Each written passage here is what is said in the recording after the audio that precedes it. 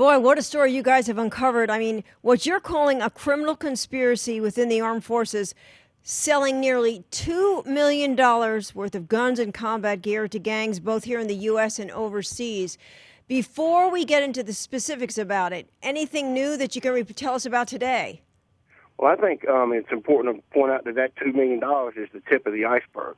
That's what they've recovered. I mean, there's potentially millions of dollars in weapons and combat gear spread out across all branches of the armed forces that they have not recovered and that they're still investigating.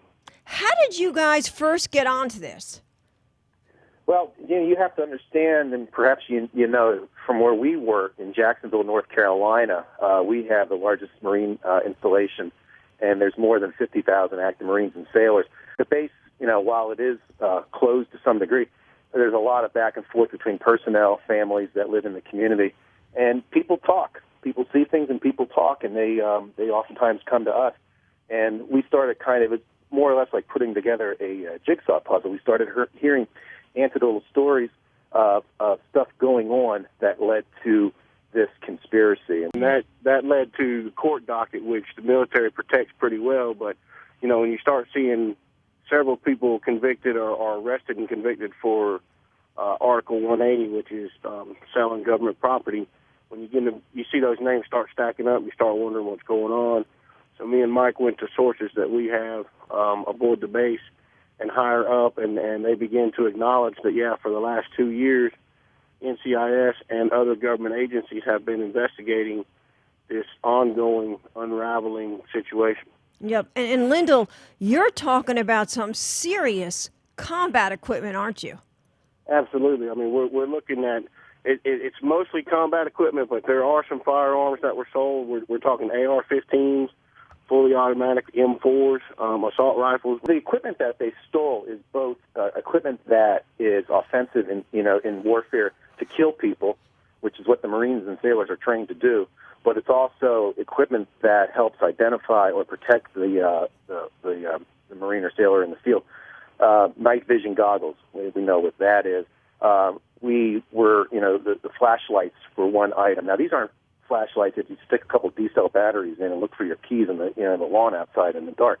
Now, these are $800 per unit pieces of equipment used to aid the man or woman in the field to illuminate a target, and they're affixed to the weapon itself. So they're very high-tech, very sophisticated pieces of equipment. Again, the unit price is $800, and some people make comments, well, it's the $500 toilet seat. Now, these are high-tech pieces of equipment. We commonly call them flashlights. And when you talk to these military officials, do they talk to you about how this is a threat to our troops and also our national security? The fact that this was sold to gangs, what you're talking about in Russia and China. I don't know if they mentioned Mexico, but did they talk about the concern about the national security issue? Well, certainly. I mean, the major concern is just for anybody's well-being, because when you've got a trunk load full of AR-15s being sold to the highest bidder in gang territory, we had a Marine that loaded up his car, drove up from here to Fayetteville, which is the home to Fort Bragg, which is the largest Army base in the world, and they're selling machine guns to gang members. They're selling them online on Craigslist and on eBay to people in China and Russia, certainly in other countries, probably Mexico. I mean, they were very concerned about it. I mean, this was something that was a high priority to them, and it was also something that they really didn't want to kind of be out in the public. I was wondering what the reaction was when you first approached the military, saying, They did not want to talk about it, believe me. I mean, it took from when me and Mike first began to hear the eat around the edges of this story a few months ago, and then to finally, in the last 2 weeks, to finally get to where we could be able to report something.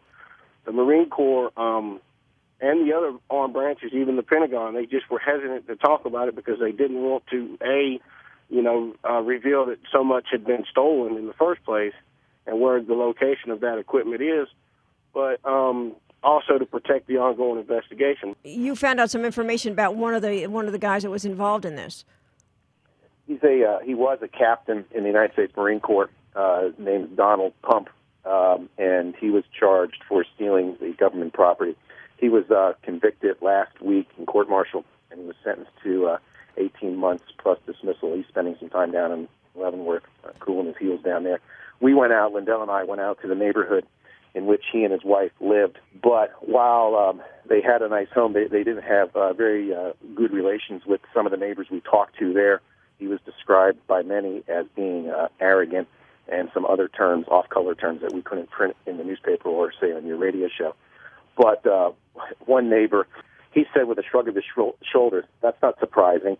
His garage door would be open, and I'd see his AR-14 there against the wall." Yeah. He was bringing weapons back from the base to his home, and they had the Pump residents had many frequent visitors come to their home. And these aren't people from the neighborhood. He had people coming in and out different hours of the day and night into the garage, coming in empty-handed, leaving with stuff. So NCIS said from Quantico, they answered that this stuff was sold on Craigslist, eBay, local websites. It was sold out of the back of cars. It was sold at yard sales. Even they would even put signs up on the side of the road. I mean, they just weren't very clean about what they were doing, and it's no small wonder some of them have been caught.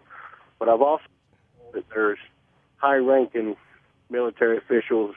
I mean, we're talking majors and colonels that are involved in this that have yet to be arrested. So this, like I said, this will be unfolding for a while. And it's amazing what you guys have found out so far. And I thought it was interesting how the military officials told you that it was easy. They had easy access to these guns and these gears. They called it greed, but they also pointed out how easy it was for them to get this stuff. Yeah, that's probably what makes it so tempting for those who feel they can get away with it, because it's right before them. And, we asked, why did these individuals do it? Was there a common thread among the dozens that got picked up in this? And it's just human nature. It's greed, it's avarice, it's just the ease at which they could think they could steal it and get away with it. And then when they got the material, they didn't discriminate as to whom they sold it to. It was white, black, brown, yellow, so long as the money was green. We're talking about the people in charge and involved in this were officers, high-ranking officers. They simply ordered what they wanted to sell. So if they wanted to sell a dozen night vision goggles, they would just put in an order for them and claim that their unit needed them, and then they would be misdirected from, the unit never got them. They just went straight from the supply house, wherever that may be, right to where these people wanted it to go. So, when you're the one that's in charge of the inventory, it's pretty easy to pilfer what you want out of that inventory. Well, as you guys said, you've just uncovered the tip of the iceberg. Keep us posted on any new developments. And I said, great reporting on your part. Boy, oh boy, this has got some people down there, I'm sure, very concerned about changes that need to be made pretty darn fast. I think they're concerned down here, but I think they're equally concerned in that five-sided building up where you're broadcasting. Absolutely. You're talking about the Pentagon. I am. Absolutely. Yeah. All righty. Thanks so much, you guys, and stay in touch, please. We will. Thank you, Jenny. All righty.